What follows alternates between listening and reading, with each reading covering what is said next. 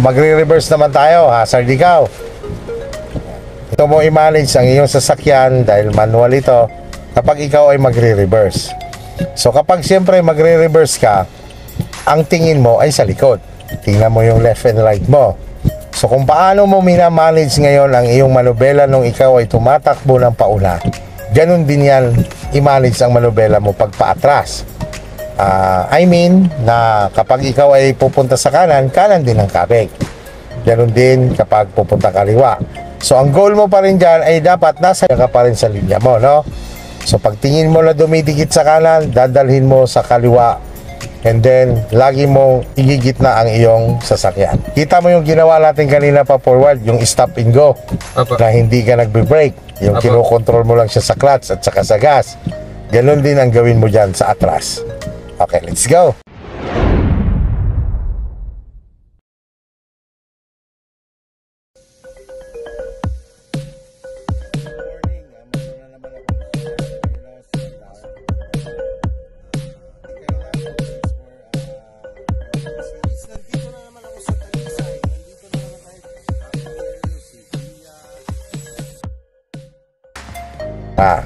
Apak sa clutch, lagay sa reverse, yan, punta sa gas.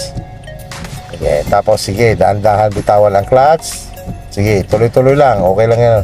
Sige, hanggang makontra mo yung pag-forward mo. Yan, yan, hanggang dyan lang ang clutch mo, ha. Yan, malubog. Yan, tapos tingin lang ang bawat gilid mo, ha. Sige, atras ulit. Yan, sanayin mo ang paa mo na kay gas, huwag sa brake.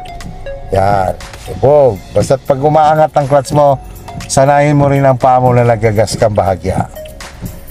Yan, pagka tumutulin, lubog. Para nakukontrol mo ang sasakyan mo. Itingnan mo pati ang alignment mo. Sige, atras ulit.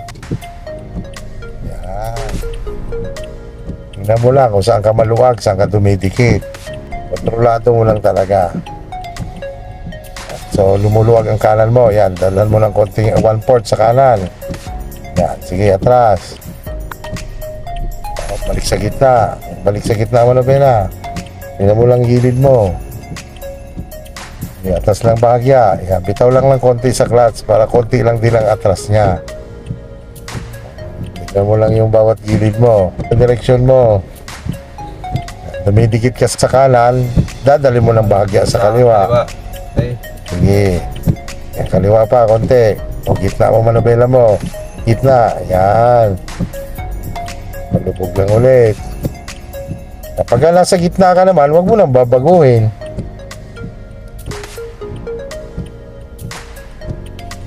Yan, very good yung footwork, ano.